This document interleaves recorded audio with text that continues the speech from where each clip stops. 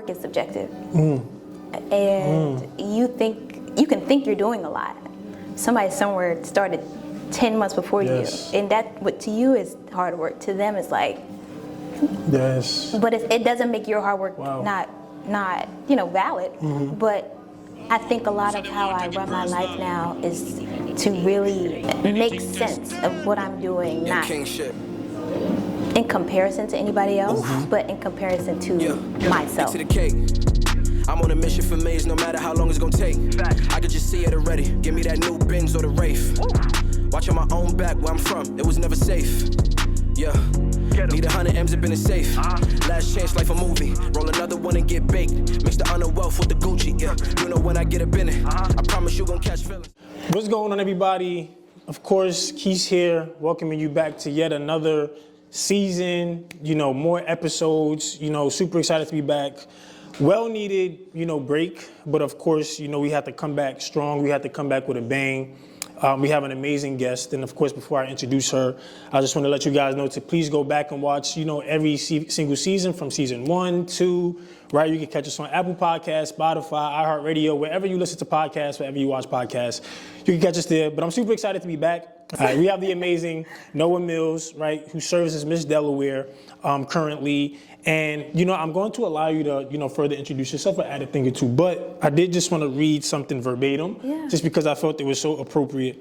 So just to give you guys a deeper understanding of who Noa is, she is a 25-year-old multifaceted and dynamic doer. Professionally, Ms. Mills is a partnerships implementation specialist who partners with high-level CEOs, executives, and behavioral health giants responsible for the establishment and sustainability of growth of partnerships for the largest healthcare providers across the country, specializing in substance use recovery. So that kind of says enough, right? And, of course, we're going to dive into that. But really quickly, Noa, I just want to say I appreciate you for taking time out of your busy schedule. I've been following you for quite some time. And, I've just been a fan of everything that you got going on, right? I myself am big on philanthropy. I myself is just big on, people who like to serve and do things for other people.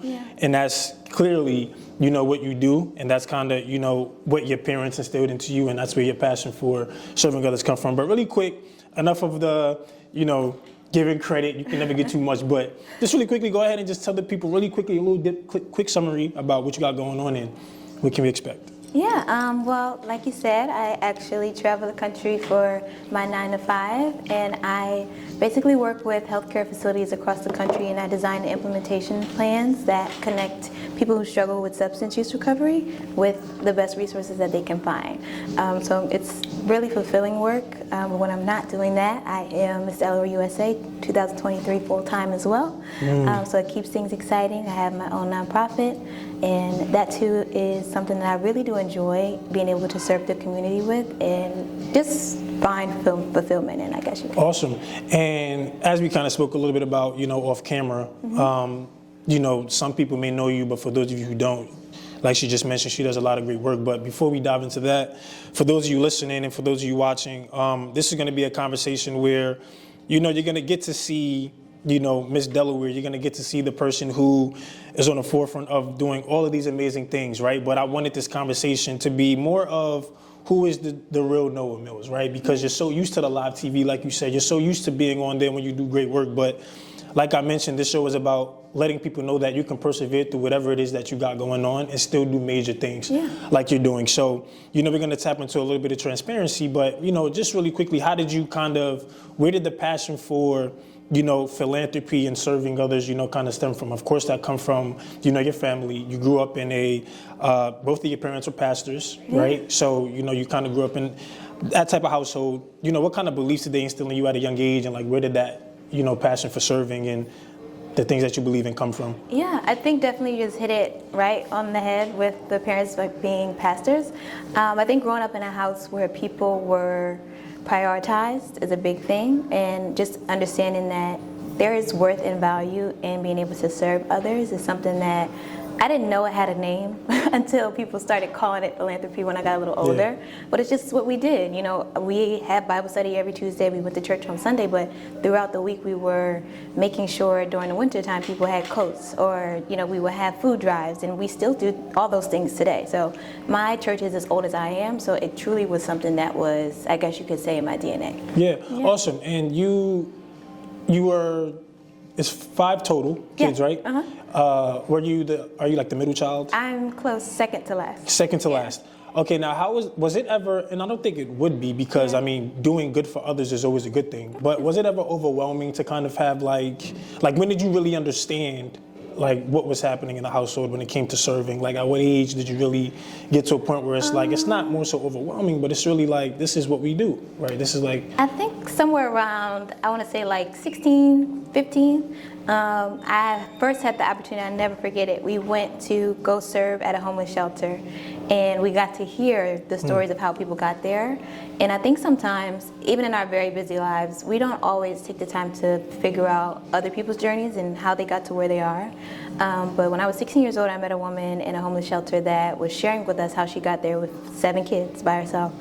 And in that moment, I think was the first time something in me was like, okay, the actions that you do for other people really do have impact. And it's not something that, you know, it's really nice to say like, oh my gosh, I serve people. But like when you're able to see the impact of your works, it's a little different. And for me, I was very fulfilled by that. Awesome. Yeah. And we speak a lot about, you know, the parenting and, you know, just kind of having that type of household. Were there any, like what were some of the parameters that you can talk about, if any, just being in a household of such, right? Growing up with pastor parents, I know there can be such a stereotype. It could be, yes, that's the word I'm looking. It can be such a stereotype when it comes to those things, right? It could be a great thing, it could be a okay thing, it can sometimes, like it just holds a lot of weight. So what can you say about that? Was there a stereotype in that? Like what were some of the parameters that you had, you know, as a kid, like not being able to go outside at a certain time maybe, or not being able to do certain things? All of the above. So like, how was that for you in dealing with that? You know, especially as a woman, you know, how was that for you? Oh, it was something. I can only imagine. I can only imagine. Yeah, when we were younger, you know,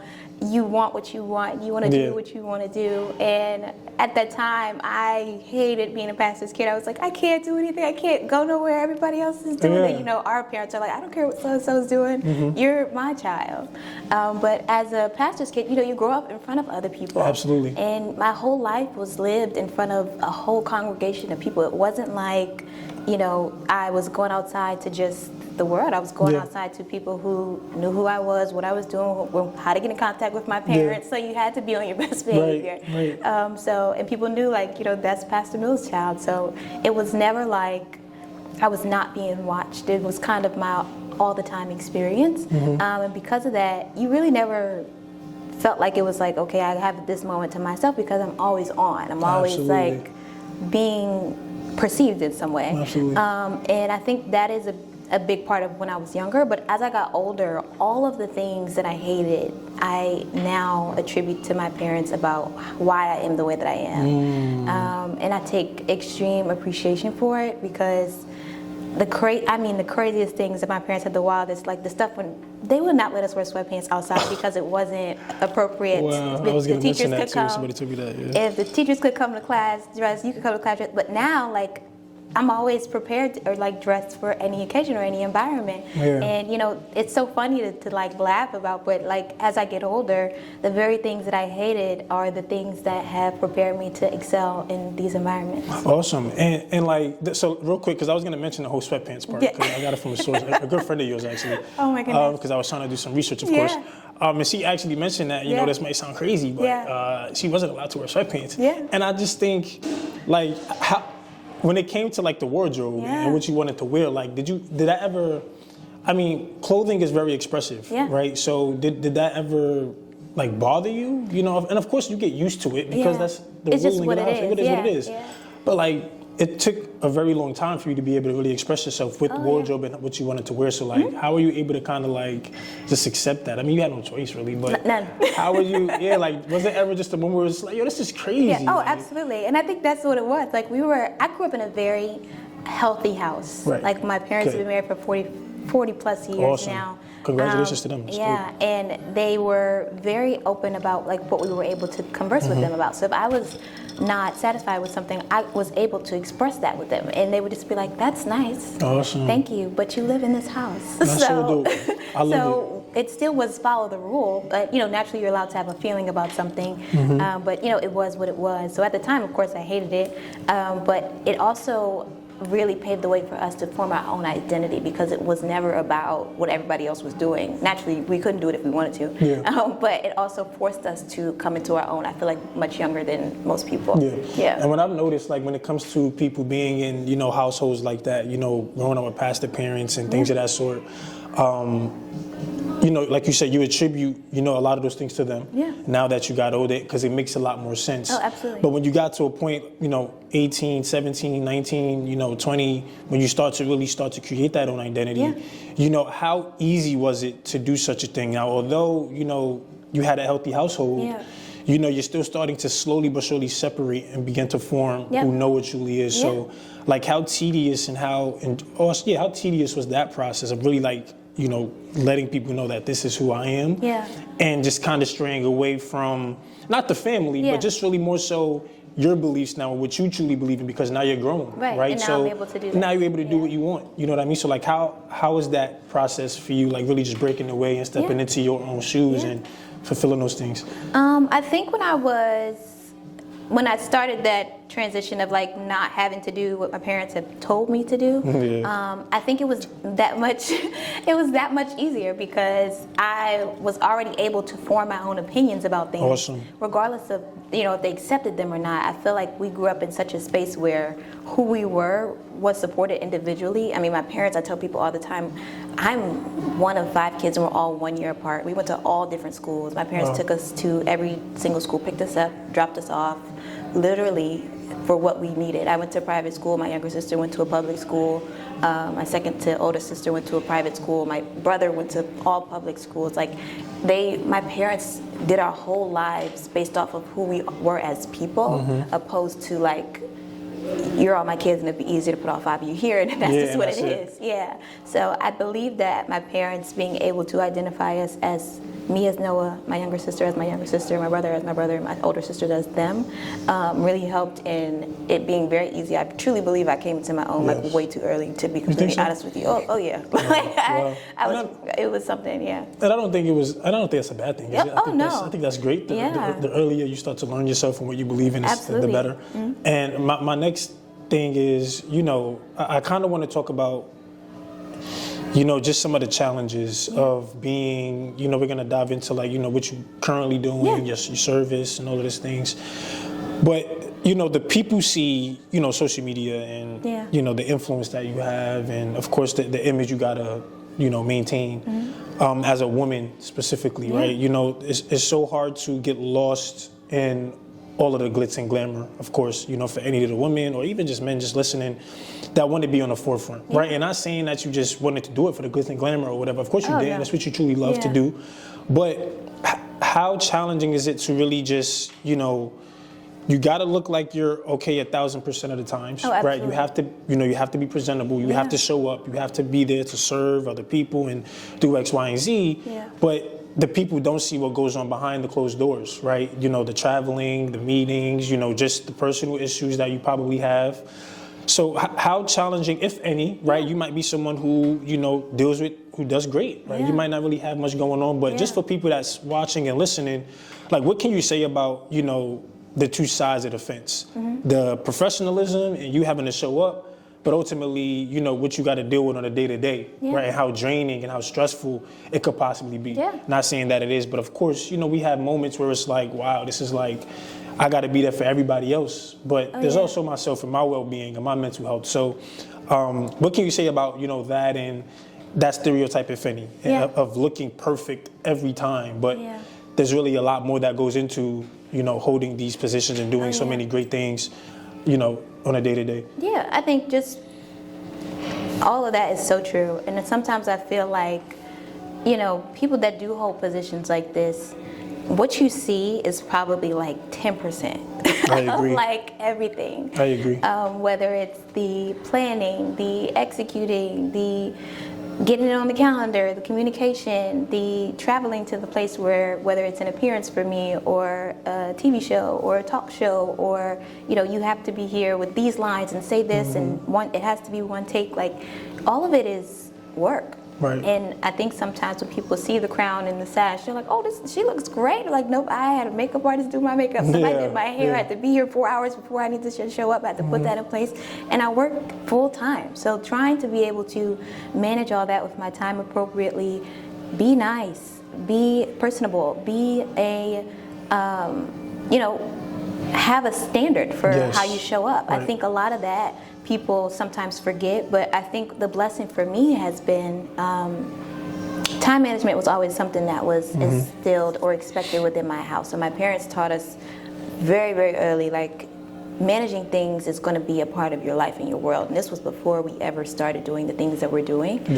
So I think that when I infiltrated into all of these roles, it was hard for sure, but it was something that I had the understanding of why I'm doing this, how to sit down on Sunday and plan out my whole week, how to sit down on the first of the month and plan out my entire month. Like, I do that all the time, but I recognize that it came from my parents sitting us down, and we did that when I was in like 2nd, 3rd, 4th grade. Wow. So, a lot of the things and the principles that I apply now come from early teaching from my parents. Yeah. Awesome. And you kind of mentioned, the time management of, working a full-time job and traveling, but also still having to be present for your current reign of Miss Delaware. How did you develop what tactics did you develop to kind of have that good time management, right? Or like, what do you do to kind of keep yourself organized and focused and not really miss a meeting or miss a call? There's none of that. It's a lot of, and then you traveling, then you gotta be, it's a whole lot. And of course you have your team in place. So shout out to the team, but personally, it's just a lot for somebody to take on. You know what I mean? So what kind of tactics do you develop or habits do you have that help you kind of stay focused and, just stay on track, with everything that you got going on? Tons, but a couple that I can share. One, first and foremost, is every day before I look at anything, I talk to God. And I think it's just really important to remember why I'm doing what I'm doing and get clear on what He has for me. And I don't make a move until I'm good with Him, and I set my day like that. And that's before I go to the gym, and I do that every morning. But outside of that, it's also the support. And I think sometimes when we see one person receiving a lot of attention, we forget that there are, I know for me, there's like 500 people that make me happen. So when you see Noah, it's not ever just me, it's me plus my community that checks in on me, that makes sure that I'm okay, that I've eaten today out of one of my 12 meetings that I had, maybe in 3 different states, because that may be my Tuesday.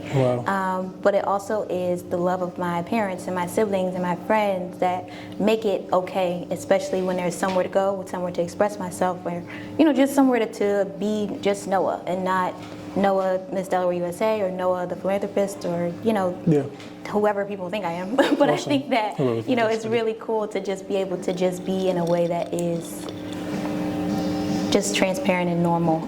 I love it. Normal gets, I guess you could say. I love it. Well, first off, let me thank God for giving you the okay to get on the show, because of course you probably have to pray on it. So thank you, God, for saying yes. So let's I think that's, first of all, awesome, to be quite honest, because again, like I said, I've been seeing just so much of the stuff you've done, and it's just like, how can one person just like really be in so many different places at just once, right? And it's truly possible, right? No, if you do the things that you say and you have your routine, but you also mentioned just understanding the love that you have for what you do and truly being authentic with it. And that's kind of what I want to dive into next, is just like the authenticity that has to come with, positions as such, whether it's philanthropy or Miss Delaware, right? Because I've come across people that, that do certain things because of the benefits, right? Of course, the notoriety, the articles and the look good, but, sometimes some people don't ultimately live up to be who they say they may be, right? And like, how important is it for you to really do these things because you love it, right? Because I personally feel like it's only going to last for so long before you actually can get to where you expect to get to, right? Like, for example, for yourself, I don't think somebody can make it this far and not genuinely love what they got going on. So how important is it to really just try and to find the love for like what you want to do, and that can just be with anything, right? Not even just with Miss Delaware or philanthropy work, just whatever your career field is. Like, why must you love, or why is it important for you to actually figure out, you know, what does Kese want to do, or what does Noah want to do, right? Why is that very key for someone? I think for me, just speaking personally, I tell people all the time that there is nothing in this world that you cannot do, and there's absolutely every space that you walk into, you are allowed to be the solution to whatever problem that you come in contact with.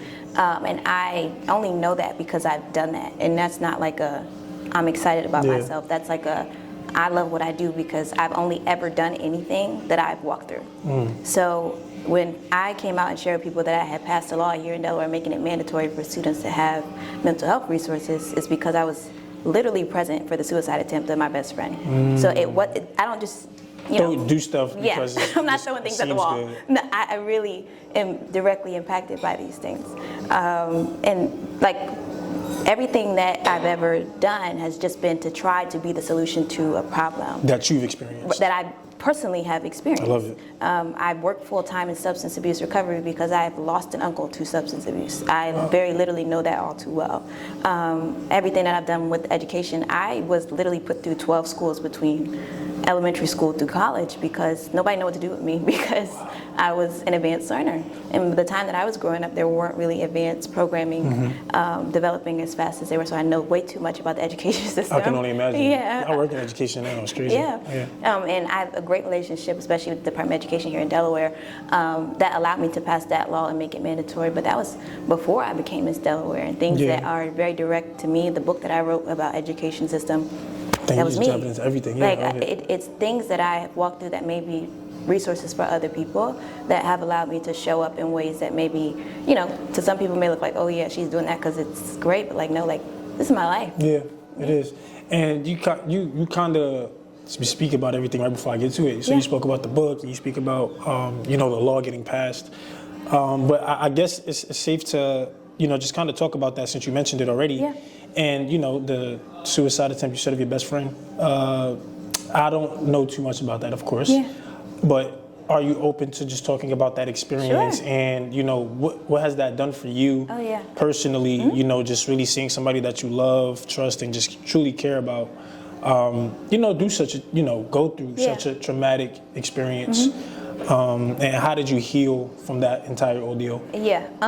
Myself and another member of my family were present for the suicide attempt of our best friend, and thankfully she was not successful. She's still here, but I would do anything in this world for her. And I think sometimes, like, think about the person that's closest to you and they want to take their life, and I like to always state like that's always a them decision, has nothing to do with me or anything like that. But I think watching her walk through the events that took place up until that, it does something to you. Like, to just see people be treated that you love and care about is something that to me is like, I can't imagine why somebody would treat this person that I love any way other than the best that they can. Yeah. So, seeing that the treatment of other people impacted that decision for her, it was something that for me, one, now makes me very conscious of how I treat people, and conscious of how I talk to people, and conscious of how I listen to people when they're talking. So I think a lot of those things really opened my eyes, especially I was 16 at the time. I was very young. So I think just being able to search for so long for resources that I felt like if my own best friend needed them, I know somebody somewhere needs them. Yeah. Wow, that's deep. Well, first of all, shout out to the best friend, man. That's super dope. And we could kind of just pivot right into, just now, currently, of course, you're Miss Delaware. We spoke about that. So what is that really, for those that don't know much about pageantry and just like representing a city or a state, I should say, how did you pivot into, pageantry, right? Like, where did that come from, right? What made you say, oh, I think that this is the route that I want to go down, or like what inspired you to like kind of take this route? Sure. So first and foremost, I knew nothing about pageantry until 3 years ago. But prior to that, my motive for starting was because the first African American Miss Delaware USA, Renee Bull, I'm so mad I was didn't like, know "You that, should man. do that." I was like, Damn. "No, I should not." I'm so mad. And she was like, "You really should give it a try." I was like, "I shouldn't," but I didn't know. I think a lot of the times people are just either misinformed or miseducated on what it actually requires, because it's the hardest thing I've ever done in my life. Really? I tell people all the time, like, people don't know that when you go for these things, the majority of your score is how effective you are in your interview. And it's a closed door interview. You don't talk in front of people. It's just you and judges. And that happens a day before you even get on stage. So there's so much that goes into it. And I got there on my first try, and I was like, man, like, I had no clue about any of this. Like, I'm thinking like, okay, I'm gonna go in here, I'm gonna talk to these people. Interview is 3 minutes long. How much can you get out in 3 minutes? And it really is a skill of how to be able to share what you want the judges to hear, what you want them to know about yourself, and then your paperwork. Is your paperwork up to par? Are you even doing anything in the community that is worth having a platform? Do you have a platform? What's your plan for this job? What are you going to do with the job? They're going to ask you those things, and you either have to be prepared to share that and make it something that you truly do believe in, because I feel like it's most important to be authentic with who you are. Absolutely. In the midst of all that's going on. On top of that, you're around the baddest woman in the state. Like, it's just like, this is not. I can only imagine. This is not for kids, okay? Like, no joke. and it's not. Everybody's gorgeous. Everybody's smart. Everybody's kind. Like, all that. Like, oh, it's probably catty. No, nicest people I've ever met. I've competed against, love, and care about most. And they all care about something and work on something or towards something that is truly changing the world every day. And you talk about like the skills that you must possess to really like be good at what you do, and just kind of seeing you again, very well spoken, just being prepared to represent at any given moment. Like, I feel like those who represent states or cities or whatever the case may have, they're skilled at talking, or they're skilled at just the runway, everything that you guys do or required to do, that's a skill, right? You don't just go out there and perform and do well. So we practice like 7 days a week. What's the craft of getting prepared for a role as such? So when I won Miss Delaware USA, I was practicing 9 hours a week, 8 months in advance. So it wasn't like I decided to put on this dress, get my hair curled, put some makeup on, and walk across somebody's stage. I would go to work from 9 to 5, but before my 9 to 5, I went to the gym every morning from 5 to 7. Then I would come home, do my 9 to 5, and after my work, I would meet with 5 different coaches, Monday through Friday, on all of my skills. And that was like my 5 to 7. And by the time I got to 5 to 7, I'm working on meetings for my own stuff, my 7 to 9. So that was my everyday for 8 months. And in a way, it kind of prepared me for what I was going to be doing anyway. So I guess it's true, when they say, like, you're already doing the job, practice for the job that you want. But I think that definitely I saw the return of my investment by winning that year. But it really is something that people don't know how much it takes. And I know women that have ran 8 years in a row and never won. I know women who have won on their ninth try. Like, it's very hard. And it's something that you either have to be able to, one, find validation within yourself, and also just understand who you are and the worth of that amidst all that's in front of you, because you prepare for your pageant with your competitors. That's awesome. So you're always standing around people that you're going to compete against. So it is a constant reminder that you're not the only amazing person, and there's so much to learn from one another. And I think that pageants create that environment to admire greatness in a way that is conducive for one another. That's awesome. And how has being Miss Delaware, what has it taught you, or what skills have you learned from being Miss Delaware so far? And of course, you're continuously learning and growing in your role. But what has it taught you so far? Just being in this position, outside of being Miss Delaware, like what life skills or business habits, or what things did it just kind of instill in you? Just moving forward. I think being Miss Delaware USA has taught me so much about taking advantage of opportunity. I have met some of the most powerful people in this state, and have been presented with the most amazing opportunities that could have been, that are like, okay, I go meet with this very powerful person. They reach out to me, they say, okay, can we talk? If I go about that correctly, that can turn into a business deal, that can turn into another opportunity, can turn into another opportunity to get me in front of the next person. So I find that being able to network properly and also to understand the value of where you are when you're there is something that the Miss Delaware USA has taught me. One thing that I told my mom all the time is when we were at Miss USA, the producer was the producer that produced Beyonce's tour. I'm standing here with the producer of Beyonce's tours and the stage director who does Victoria's Secret fashion show. So like you're understanding where you are when you're there gives you a heightened ability to be able to contribute to your future in a way that you may not have or may not be able to again while you're in this room. Awesome. Yeah. Awesome. And being Miss Delaware, right? Like I just feel like you have access to certain resources, of course. Yeah. Like if you can share any, or not too deep, but like what are some of the resources that you do have at your exposure as Miss Delaware, right? Like what are some of the things that I don't want to say perks, but just how accessible how accessible are the resources that you have? You know what I mean? Extremely. I tell people, and like I said a little bit earlier, I don't show up by myself. Like you see me, but somebody does my hair, somebody does my nails, somebody does my makeup, somebody, if I wanted to go find a gown that I do not have to pay for today, I can call Cecile Boutique. Like they'll dress me for the event.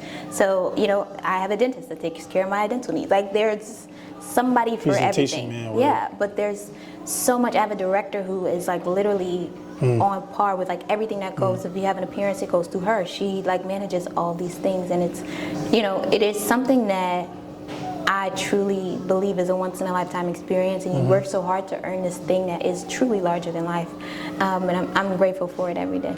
I love it, man. That's so dope. Just to have like everything at your fingertips. And my next thing is, like, are there any challenges that you've, and of course there might be many, but is there any challenge specifically that you might have experienced throughout your journey to getting into Miss Delaware, or just life in general? Like, what was one of the biggest challenges that you might have faced, and how were you able to kind of persevere and just get through that that challenge?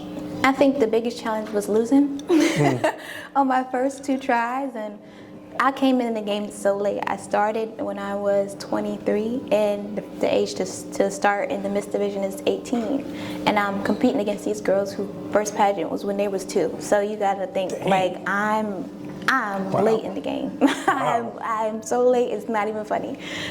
So by the time I'm getting in there, I feel like I'm like learning on the fly, and I'm trying so hard to educate myself on what's going on and what's happening. And sometimes I feel like, I think the first year I was like, there's so much for me to learn, like, is this gonna happen? And then at the time, the cap for the age was 27. And after that, you were not eligible to run anymore. So in my mind, I'm like, okay, everybody's telling me like they won on their 8th try, 7th try. I'm like, okay, so maybe it's gonna take me really long to get this, and maybe I won't get it.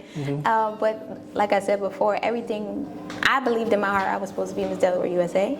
But that first year, I placed in top 15 on my first try, and I was like, okay, maybe do a little something, but we're not doing what I need to do. I'm not winning.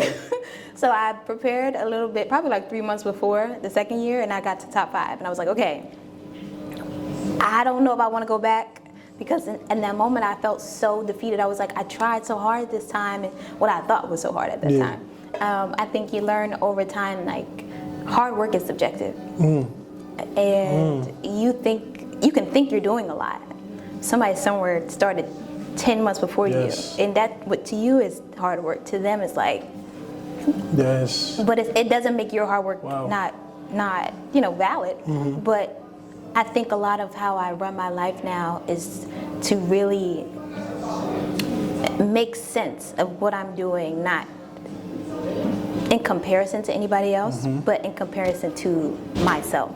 So the 3rd year that I won, I knew that 3 months of prep wasn't enough time. I tripled it. I started 9 months in advance. Wow. So I feel like the outcome was a result of the income. It was because of how I had to think about what I was doing and what hard work really was. I learned throughout the time. I love that. And like, what are, so how can I see this? How are you able to separate No, so you talk a lot about, like, of course, you actually believing and knowing, Yeah. you know, what it is that you want to do, Yeah. so everything is authentic. But I still feel as though it's so hard to separate the two. Yeah. Miss Delaware or, you know, just everything that you got going on aside Yeah. from the actual person, unless they actually know you. Yeah. Right? Everybody might see Noah, Noah, Noah. So how do you separate, you know, just the two? Right? Yeah. Like, at what point do you just kind of turn all of that down and just be and have fun? You know what I Yeah. mean? Like, how do you balance that? I think it's so funny because sometimes I try to explain to people that you can't separate the two because I'm not acting. Gotcha. Like, I feel you. I feel yeah, you. I'm not putting on a face to be Miss Delaware, and I really did win as Noah. I'm just Noah and Miss Delaware USA. Got it. So I started serving people when I was 12. Got it. It was not something that I had to put on a facade to do. So it kind of just meshes together. And, you know, I was in an interview room laughing and joking and being myself. Yeah. And one thing that I know that I'm really good at, my best skill is people.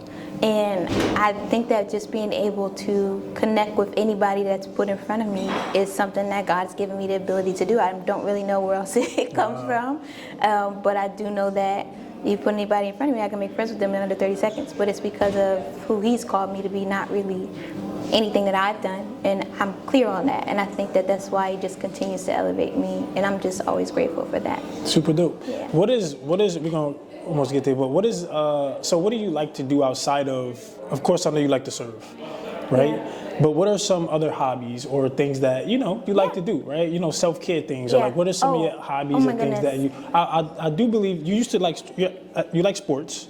Okay. Or not I not had that to you do played, sports. but you did sports. Yeah, it was, right? it was What's- another one of my parent things. So they Okay. were like, you have to do at least one thing after school every semester. So I've done everything. And I played gymnastics. I did basketball. I know it does not look like I picked up a basketball ever. I'm not Wow. great. Okay. I've done it though. Okay. I did ballet. I did jazz. I did tap. I did, we played tennis. Like every sport, I ran track for a little bit. Like literally, if there was a sport to be played, I played it.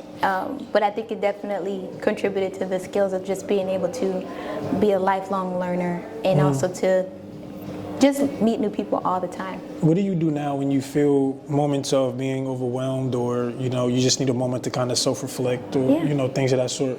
What are some habits that you have, you know, whether it be journaling or, Yeah. you know, just what are some of Lots the of things you that. do to like really keep yourself sane and, Yeah.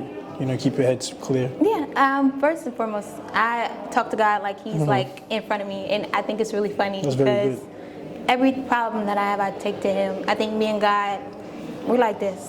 As you should be. And Shout I out think God, that man. a lot of the things, that for me is my like calm. And I think, you know, for me, it's listening to gospel music. Is sometimes I need to just go to the gym and work it out, literally. But I really do enjoy journaling.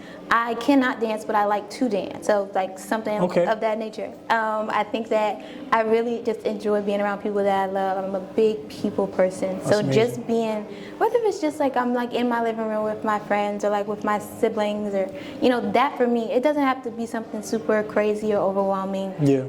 Really just like sitting at a park. Oh my God, I love Glasgow Park. Like it really is something that you just sit and look at the sunset. I like a whole lot of girly stuff. It's just really ridiculous. That's But like dope. looking at dogs, dope. flowers, all that fun stuff. That's dope. Do you have any pets? Oh my gosh, no. My dad was allergic to everything, so we couldn't so have no any animals. pets. And I think that in my heart, that's probably why I like dogs so much. Like when they like go by, when I'm like running and stuff, I'm like, oh my God, can I touch your dog? People always let me touch their dogs. It's Dope. great. How do you hope to inspire? How do you hope to inspire? You know, just girls specifically, Yeah. right? You know, women that are watching, Yeah. the younger girls. How do you hope to inspire them during your reign, right? Yeah. What are some of the things that you want them to take from your reign, and how do you just plan on getting your message and work out there Yeah. to kind of keep them motivated and inspired to continue to be great, Yeah. and just do whatever it is that you are passionate about doing. Yeah. A couple of things that I have always wanted to translate through my reign. One is perseverance. I did not win on my first or second try, and it was so much like, pageantry is an expensive sport, okay? That's- Like it is not like, Yeah, I can only it imagine, is man. not something that you just up Up and and just decide do you it. want to Yeah, do. facts. But you prepare for the things that you want, and I think there was nothing in that journey that was stopping me from getting to where I wanted to be. I had so many people tell me, like, they're not going to see you because you're African American, like, it's not going to matter, like, you're doing all these things and it's not going to matter, like, you should really stop trying and giving your effort. And in my mind, I'm like, well, God told me that I need to be Miss Delaware USA, so I guess I need to just keep going because his voice has always been the loudest to me. Yeah, as it should be. That's been that, for one. Two, I just want people to see themselves as a reflection of representation within me. It took that for me to start because I had to see Renee for Noah to be possible. Like, it wasn't gonna happen unless somebody was obedient in their space. And on your journey, I feel like most people discount the worth of them showing up. And if Renee never showed up, I would not exist. So, like, you have to live your life, and I live my life every day thinking, like, okay, today I'm tired, I don't want to go to this appearance. But what if it's for somebody to see you to start their thing? Like, you can't really so get up if you want to, but, like, you know, you may be affecting somebody else's trajectory and what God has for them by being disobedient with what He's giving you. Wow. So I think mismanaging that can definitely be detrimental to people's journeys and their own futures by what's connected through your own journey. Wow. And then lastly, I would just say that you really can do anything, and it's not like, I don't say that like because it's cute and cliche to say. I say that because I've seen the belief of that become something in my life. So I think being able to show that to people in a way that is evidence of that belief makes people know, like, okay, if she did it, maybe I can do it, and give them that understanding of that it's possible for them too, because there's nothing about me, I tell people all the time, that's different from me than you. Absolutely. It's just a decision to show up. Yeah. And aside from, you know, being Miss Delaware and of course the things that the work that you do for the city or the state, what are your future aspirations, or, you know, what are some of the things that we can look forward to, or what are your other passions, you know, outside of pageantry or, you know, just philanthropy? Are there any things that, you know, you are looking forward to doing on your own, you know, in the future, or that you can talk about? That's a good part, what I can talk about. But I think a lot of the things, I've been reading a lot lately. I'm a book person, I read tons of books, but I think I want to write 3 more books over the next year. Awesome. I've done 2. The goal of mine for 2024 is to get 3 more out. Awesome. I have a new business mentor that is helping me work on a new business for 2024, which is really exciting. Awesome. And just continuing to learn and develop. I think that's the biggest thing. I like to consult God about where I'm going and what He has for me to do. And I think that's led to a lot of things and a ton of opportunities that have come just from doing what I'm already doing. So whatever, you know, God tells me to say yes to, I think y'all be seeing a lot more of me in 2024. We can't wait. And really quickly, talk about the 2 books that you did write, right? What was the message behind them, and you know, where did that, you know, that passion come from? My first book I wrote when I was 16 years old. I published it with Amazon and Barnes & Noble, and it was the funniest thing because I was in class, and as an advanced avid learner, this is what I do. I just talk. So what, you were just smart? Oh like, my what gosh! was it? Like, you just was completing assignments? No, it was so funny. My first year, I'll never forget it. My first year at University of Delaware, I went to I think it was like English 101 class, and my professor, who I'm still friends with to this day, Professor Foreman, she was like, "This is gonna be a hard class. Like, this is gonna be rough. Like, it's gonna be hard." No, she was an amazing teacher. She become an amazing mentor. And I got called back into the class after we had to submit the paper, our first paper, and I thought I was in trouble. So I'm like, why would she call me back to the class? Like, I'm not understanding. And she has the paper face down, and it's just me and her in the room, and I'm like, yes, I've never gotten in trouble my whole life. First of all, my parents are pastors. It's not getting in trouble. I don't know what I did. It's not going down like this. So she says, "Noah, can you come here?" I said, "Yeah." How bad did I do that? She said, "No, you got 107." 107 is crazy. She said, "Who taught you how to write?" And I was like, myself. I didn't understand that there was 107 is crazy. Wow. But I had written. I taught my first college class on English at 17 years old, went to university. I love to read, I love to write, and I understand that these are things that are personal attributes. I truly do believe that God's given me everything that's dope. I'm great at. But as an advanced learner, when we got here, myself and my brother were originally from Pennsylvania and moved here when we was 5 or 6. And they tested us for academic placement. And my brother placed in, I think, 8 grades ahead for math and science, and he did it while he was humming. Wow. And I placed 6 grades ahead for math and science. So we was like little kid geniuses, and they didn't know what to do with us, so they put us in different schools every year to like figure out like wow, that is crazy. Yeah, it was nuts. So I wrote about that in my book called Lessons from Behind the Desk. And like I said, like everything I've done has been like something that I lived and that I wanted to share about, or maybe felt like was something that was valuable to somebody else. Awesome. And I would imagine that, of course, you know, you would like to continue your advocacy for just like community work outside of just Delaware, right? You're so established in Delaware. You know, everybody knows who you are. You do a lot of great work.